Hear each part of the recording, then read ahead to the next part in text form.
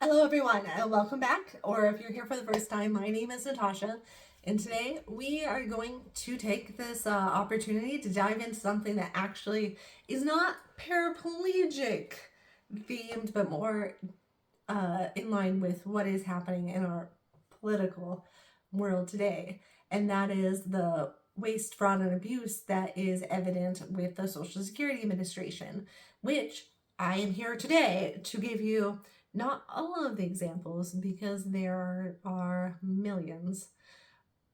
All you have to do is use Google like I did. But there are very unique and interesting ones that I am prepared to share with you today. So briefly give you kind of an oversight of like what has happened, what is currently happening, and eventually how we are going to continue, hopefully, by fixing it. Now, with that being said, Social Security, it has not been around for 360 years. That is apparently the age of the oldest person they have on the Social Security books. Now, if they are still receiving Social Security, that is going to be an interesting revelation, and that will be a stain on the Social Security Administration as a whole, because that is just gross oversight. Social Security has only been founded since 1935. So the likelihood of a lot of these numbers that they are releasing as far as ages being typos is pretty high. It could also mean that we have indeed stumbled upon the hidden coven of vampires that have moved to America, but probably not. Probably not. Sorry, all of you book talk people. No vampires in the real world today, just figurative ones. But some of these examples are going to be people that might qualify as just life leechers.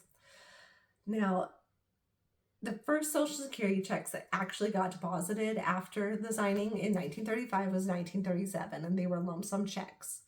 That meant like you were never getting any more money than that initial deposit. They did switch that system to the monthly system that we know today in 1940, and that is a much better system. And now with the New Deal, what that was seen at the time was a heroic win for the American people. It was supposed to ensure that the working class had retirement, and it was supposed to ease the suffering of widows and fatherless children, and also people who, like myself, have had an unfortunate accident. Now, me personally, I am not on Social Security disability. I still work full time. I still work the same job I did before my accident. So some of this is still available for me, and I'm so thankful for. But it's not something that's helped me out at all. So for people to take it from people who do need it is absolutely one of the most disgusting things I can think of. And we're going to talk about some of those people now. Now, the first one I would like to start with is probably one of the winners of the worst people in the world, and she's actually been featured in quite a few of like the murder mystery makeup podcasts that I watch. Her name was Dorothea Puente, and she is a serial killer. She was a very elderly woman when she actually got apprehended in the 80s, but she was actually caught. This elderly old woman who looked like every bit of a God-fearing good person, who just out of the charity and goodwill of her own heart would take people who are on limited incomes and needed a place to stay, like a halfway house. And she would help them like get set up to live independently again. But for everybody who lived with her, they found out quickly that she was quite controlling, she was manipulative, she was abusive, and she would take their checks and isolate them from the rest of the world. Some of her roommates did move out and survive, but she was actually convicted of killing 9 of them. 7 of them, they found their corpses buried in her yard.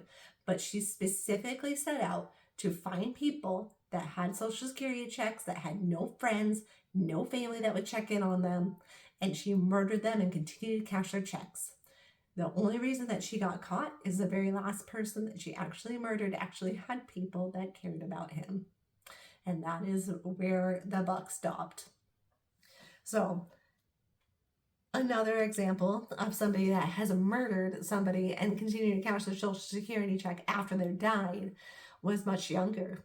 Her name is Desiree Sanchez. She murdered her 19-year-old sister-in-law who was mentally disabled, receiving Social Security at 29 years old. So she was 10 years older than her. And she is going to be serving life in prison along with her brother because what they did to her sister-in-law, her name was Maggie Sandoval. They murdered her, they butchered her, they shut her in a box and didn't look, and she stayed in that box for 3 years until they finally got caught and charged with her murder.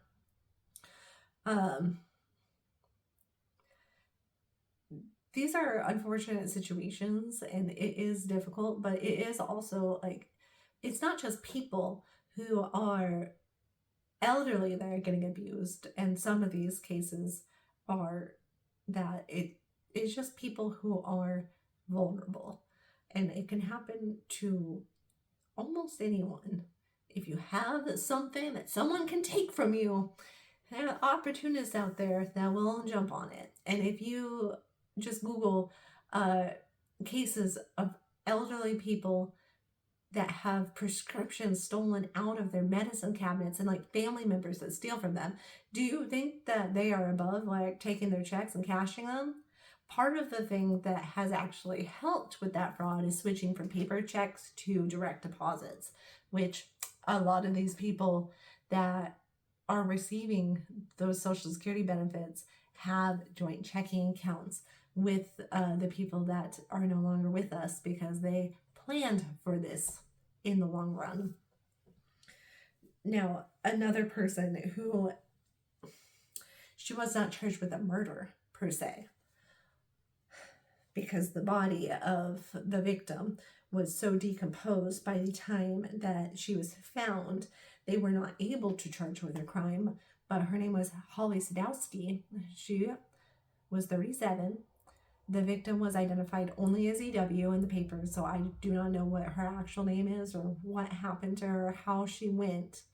But all Holly said was that she moved the body, so she was not charged with a homicide. They could not rule out that she did not pass away from natural causes. But she sat and she lived in her house. She cast her Social Security checks and shoved this poor woman under her own floorboards, put her into the crawl space in the basement, and then walked over her for 10 years, knowingly cashing her Social Security and living her life. Now, as far as those murder cases, those are just a small sample. There's so many others, and it's been happening. Like all systems that have good things, they get abused. And it's not new news, it's just new to the news this year, apparently.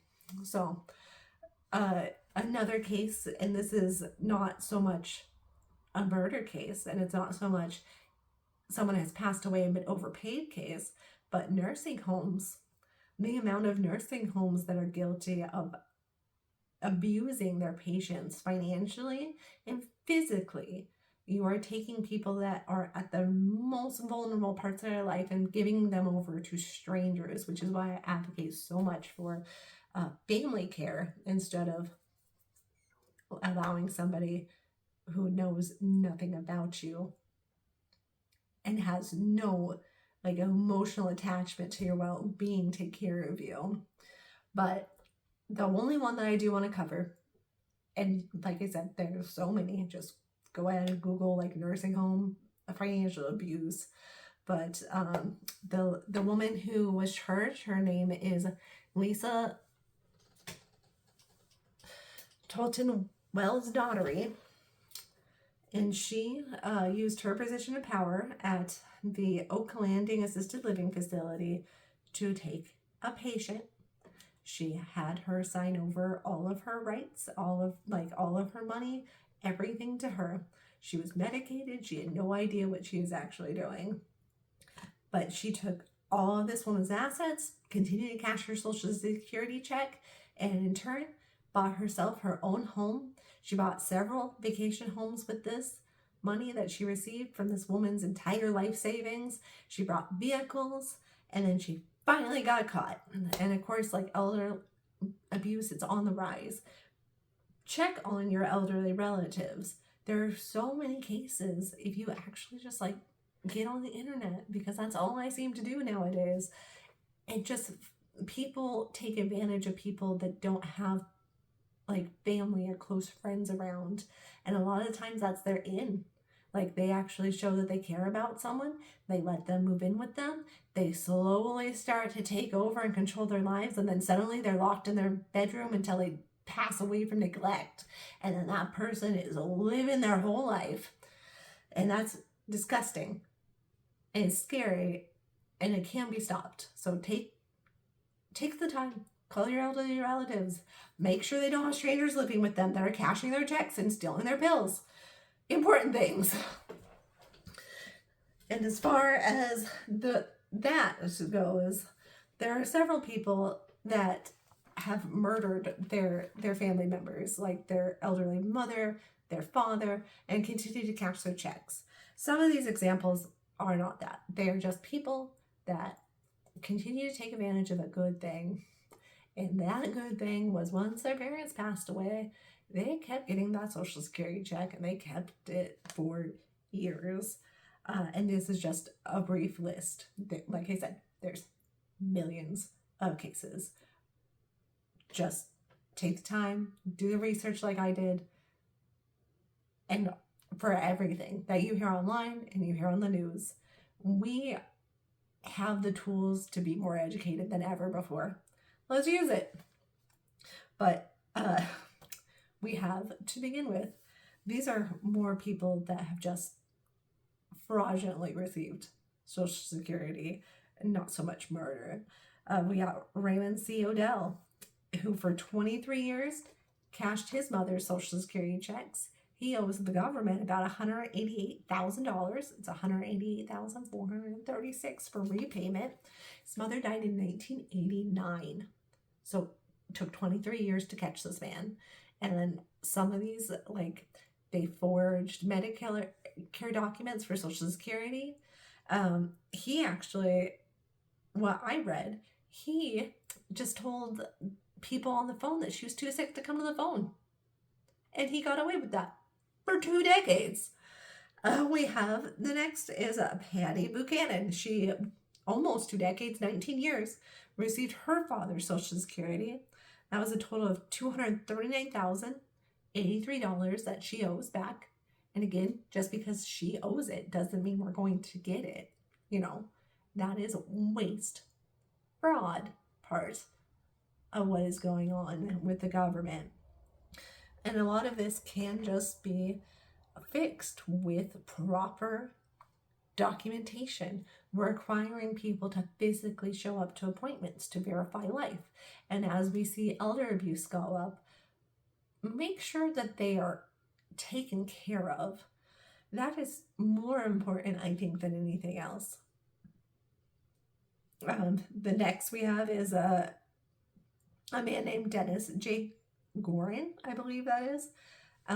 His mother passed away when she was 76 years old. He cashed her check from 10 years, from 2003 to 2013. He owes approximately $100,000. Claudia Ruth Green, she not only cashed her father's Social Security, but once her mother passed away, she had a joint checking account with them. She continued to receive her mother's as well, so that's 2. And that was a total of $219,960 that she received. And then finally, what I would like to bring up is that David Michael Costa, he cashed his mother's Social Security after she was deceased for 15 years. And that was a total of $297,948 that's money that should be back into the system, going to people who actually need it, or sitting in the system for the future for people that are going to need it. And as we progress here, it is important to keep an open mind. Know that some numbers that they throw out are probably not correct, but also to give grace and know that our government is bloated. It is beyond obscene what has happened in so many ways throughout the founding of our whole country, but mainly if you want to really dive into it, and I might at some point, but since the 80s, essentially, where we see a really big change in what has happened as far as our economic landscape goes, as far as America. But one thing that we can do at this time is make sure like people that are receiving Social Security are actually receiving their Social Security and getting the help that they need. And so making sure that people who are benefiting from it no longer do and actually receive pretty harsh sentences, I think is pretty vital. And if you agree with me, excellent. Please give me a like for the video down below. Follow me if you want to see more videos. But other than that, thank you again for your time. You have a great day, and I love you. Bye-bye.